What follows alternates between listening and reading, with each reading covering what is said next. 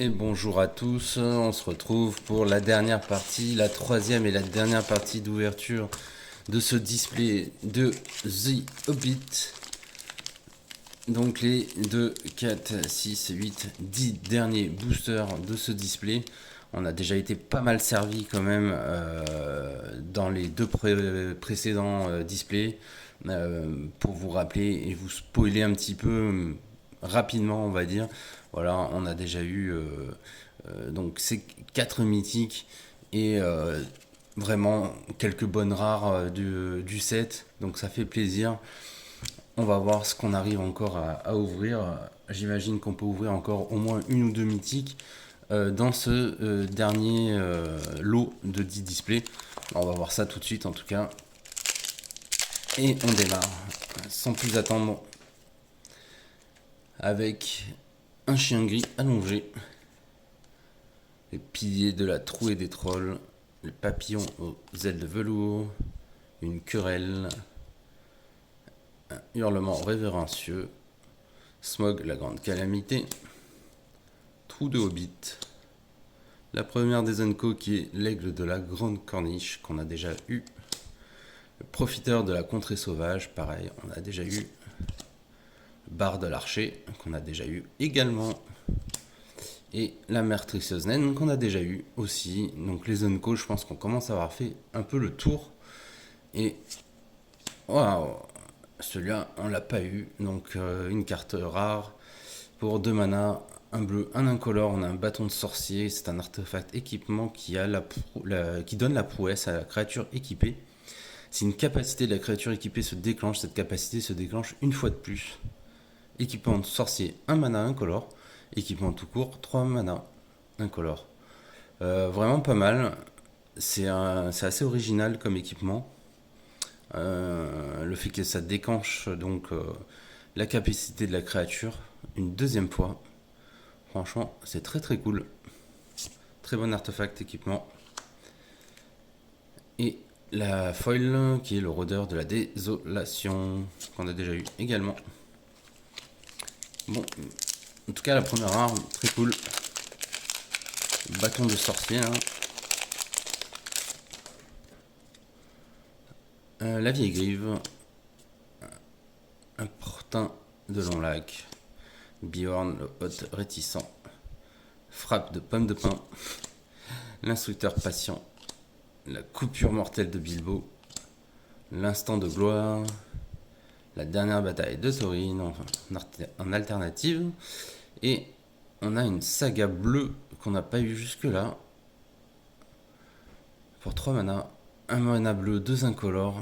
Donc elle est valable pendant 4 tours. Au premier tour, on va pouvoir faire en sorte qu'une créature ciblée que l'on contrôle acquiert la défense talismanique tant que cette saga reste sur le champ de bataille. Ensuite, on va pouvoir prévenir toutes les blessures qui doivent être infligées à jusqu'à une créature ciblée. Et les 2 derniers tours, on va pouvoir piocher une carte. Bon, pour 3 mana, c'est pas trop mal, c'est assez rentable. Une saga jouable. L'hospitalité selon Bjorn, on n'a pas eu jusque-là. Donc pour 2 mana, un vert, un incolore, un enchantement qui a touche terre à chaque fois que donc, vous jouez un terrain.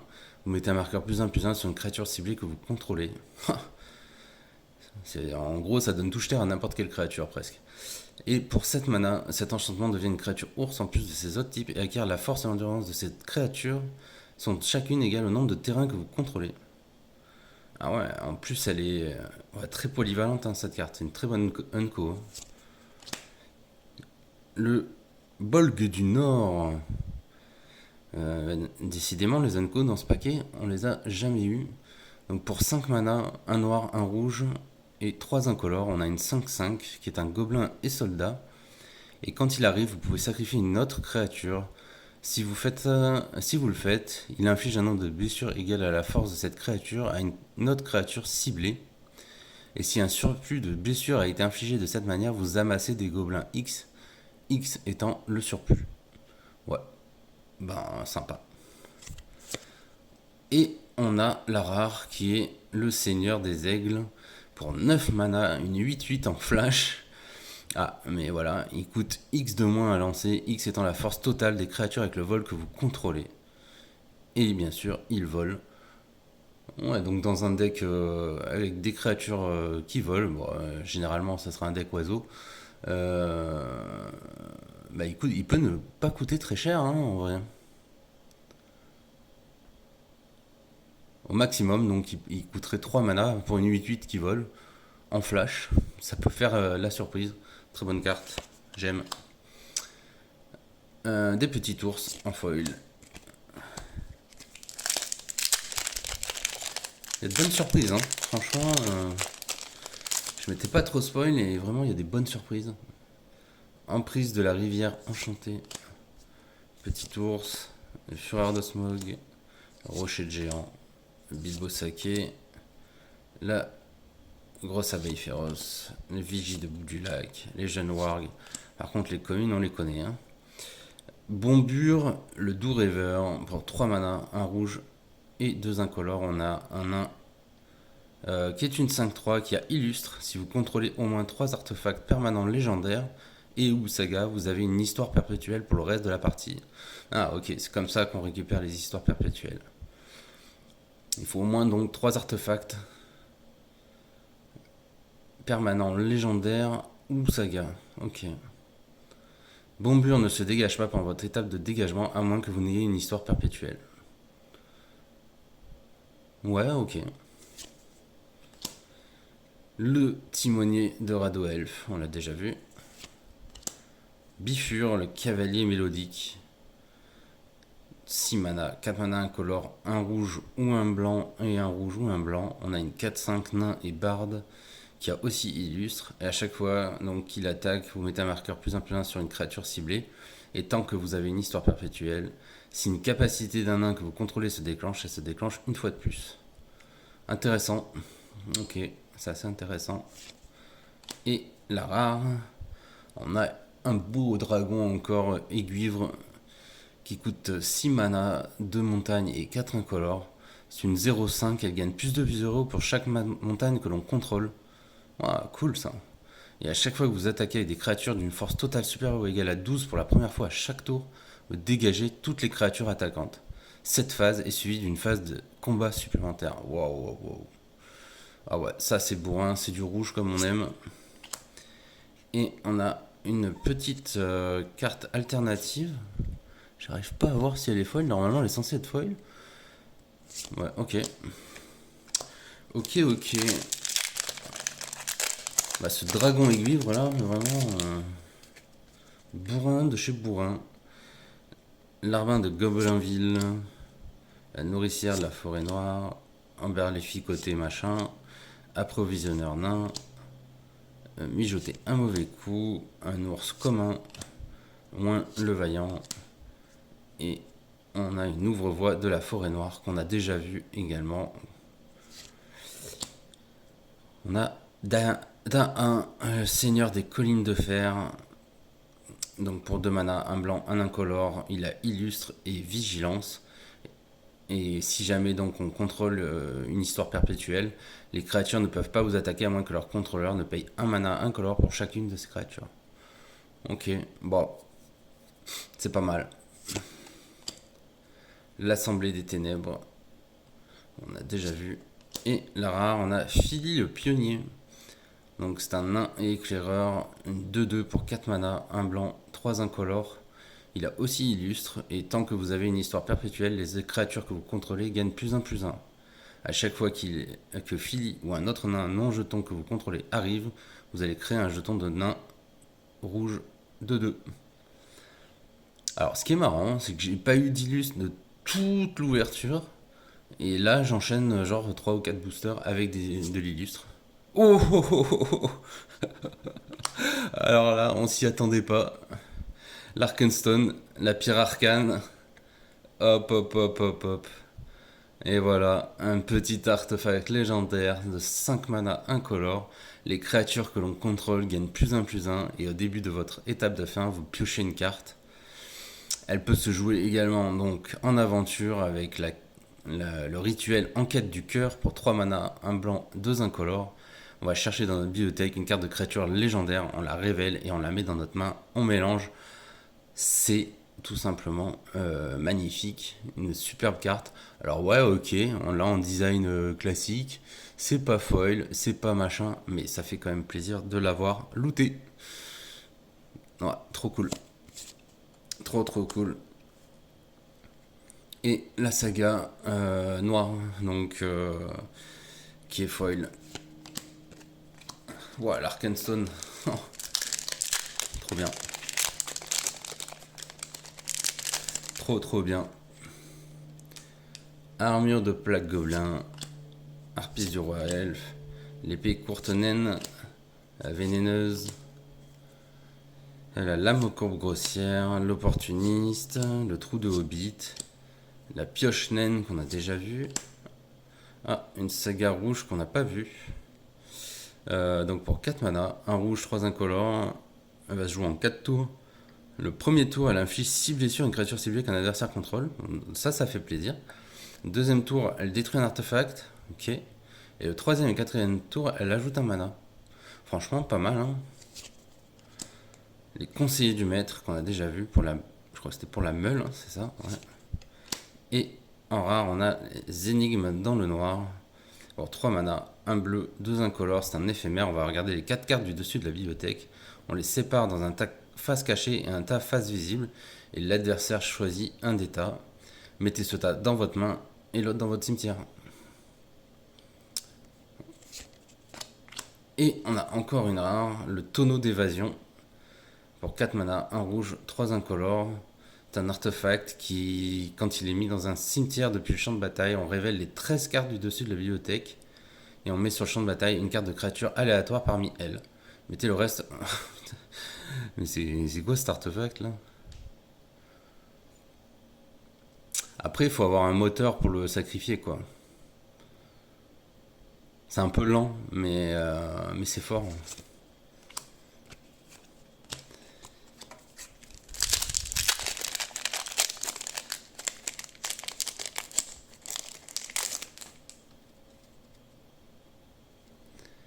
Allez, on continue. Le Warg Vorace, chasseur de la garde crépusculaire, le pied de la trouée des trolls, Ori gardien des chansons, la vagabond des manchages, nouvelle de la guerre, le chien gris allongé, les gobelins à la voix rocailleuse, et on a Beaufur, le gardien fiable.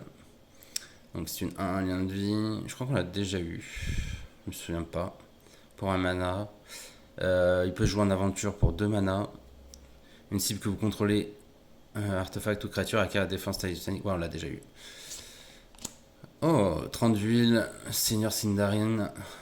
C'est franchement joli dans cette frame. Donc on a eu tout à l'heure. Carte très sympa. Tiens, je l'ai encore sous la main. Voilà. Le grand et affreux gobelin, on a déjà eu. Et en rare, on a ce grand bateau doré. Un véhicule artefact 4/4 pour 3 mana, 1 bleu, 2 incolores. À chaque fois que vous attaquez, vous allez recruter. Et il a pilotage 2. Bon, je suis pas fan des véhicules, peut-être vous le savez. Ouh. Ouais, en plus en foil celle-ci.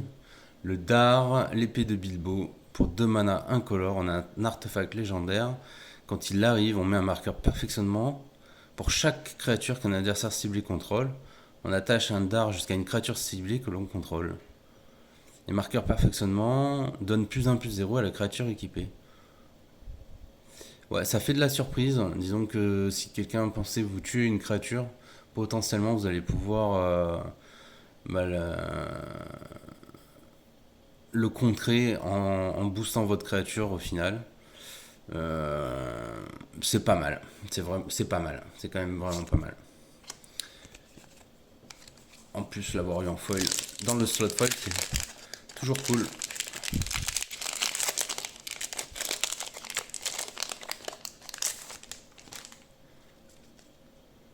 On arrive bientôt à la fin, hein, le 7ème booster. Allez, Gandalf, sorcier, fin magnifique.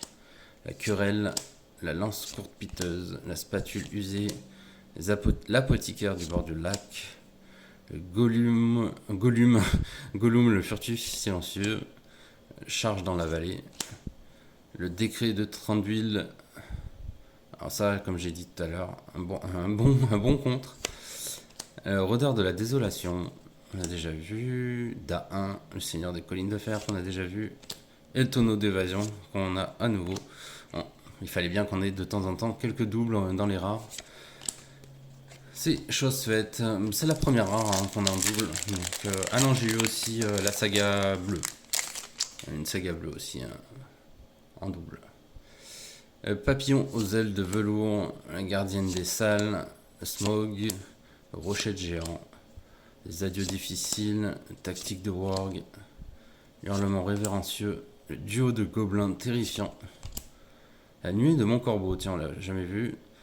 Pour 4 mana, un bleu, 3 incolores, on a une 1-2 qui vole et à chaque fois que vous piochez une carte, vous mettez un marqueur sur cette créature. Ah, cool. Cool. Brûle, arbre plante. Donc on a eu tout à l'heure. Et énigme dans le noir, à nouveau, du coup, un doublon. Bon, ça va, c'est pas la pire des cartes rares, donc c'est cool.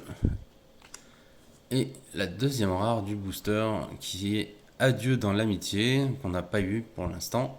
Donc pour 5 mana, un vert, 4 incolores, on a un enchantement. À chaque fois qu'une créature non jeton que vous contrôlez meurt, révélez les cartes du dessus de votre deck jusqu'à ce que vous révélez une carte de créature. Si sa valeur de mana est inférieure ou égale au nombre de terrains que vous contrôlez, mettez-la sur le champ de bataille, sinon mettez-la dans votre main. Mettez le reste au-dessous de votre bibliothèque dans un ordre aléatoire. Cette capacité ne se déclenche qu'une seule fois par tour. Ouais, c'est quand même cool. Bon, après, c'est 5 mana. C'est 5 mana, l'enchantement est un peu cher, mais assez marrant comme texte. Allez, le 9e booster de ce 3e lot. Donc je vous le redis, si jamais vous voulez voir l'ouverture complète, il y a les 2 autres vidéos avec les 2 premières parties disponibles également. Larbin de Goblinville, épée courte naine, la nourricière de la forêt noire, Amberlificoté, petit ours, fureur de Smog, grosse abeille féroce, vigie de Bourg-du-Lac, l'ouvre-voie de la forêt noire qu'on a déjà eu, la clé de la porte secondaire, tiens, une Unco qu'on n'a pas encore eu, donc c'est un artefact pour 1 mana. Pour 2 mana, une créature ciblée ne peut pas être bloquée ce tour-ci. Ça peut être très intéressant. Défaussez-vous et pour 1 mana, en langage, on défausse d'une carte légendaire ayant le même nom qu'un permanent légendaire que l'on contrôle et on pioche 2 cartes. Ok, bah j'aime bien cet artefact. Il peut rentrer dans certains decks, donc surtout la capacité de rendre imbloquable une créature. Ah, c'est quand même fort ça. L'Assemblée des Ténèbres et la rare, on a un géant sympa pour 7 mana, 2 rouges, 5 incolores, on a une 7-7 et à chaque fois que cette créature arrive ou attaque, on crée un jeton de créature artefact 3 à incolore mûr avec la défense, appelé bloc de pierre. Et pour 3 mana, on sacrifie un artefact, cette créature inflige 4 blessures à n'importe quelle cible.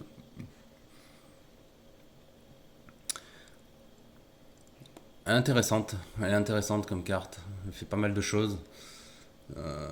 Ouais, c'est cool. Et on a un sauvetage de l'aigle en foil. Et voilà, on arrive du coup au dernier booster de ce set, de ce display. Avec l'armure de plaque gobelin, Bilbo Salqué, Bjorn l'autre réticent, le vaillant des collines de fer, Nori le conteur de récits, les sentinelles du porche, la garnison d'Esgaroth, l'arpiste du roi elfe, la première des Unco, c'est Gloin le puissant, qu'on a déjà vu, le sauvetage de l'aigle, qu'on a déjà vu, les négociations de trolls, qu'on a déjà vu également, et la rare, et c'est un doublon, une fête inattendue, et non, pas de deuxième rare. Pour finir, on a une foil commune. Bon, ben voilà. Alors, dans cette ouverture, qu'est-ce qu'on a eu de bien? On a eu l'Arkenstone, en fait. On a quand même eu l'Arkenstone en mythique. Donc ça fait quand même plaisir. Et j'ai bien aimé également les deux premières rares qu'on avait ouvertes. La rouge aussi, le dragon cuivre assez bourrine. Ouais, il y a eu des petits trucs sympas également. On a vraiment eu des petits trucs sympas. Voilà. Bah, écoutez, je vous souhaite un bon visionnage de toutes ces petites vidéos d'ouverture. Et je vous dis à très très bientôt pour de nouvelles ouvertures sur Magic. Ciao ciao ciao.